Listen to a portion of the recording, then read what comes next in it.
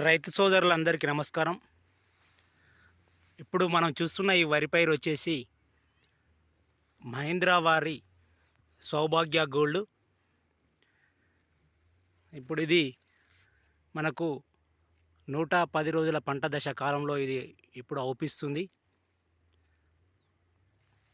ఇది మనకు ఇనుగుర్తి మండలం పీరారెడ్డిపల్లి గ్రామంలో ఇస్లావత్ రాజేందర్ అనే అతను సాగు చేయడం జరిగింది. చూడవచ్చు ఇప్పుడు మనకు ఈ యొక్క పొలం యొక్క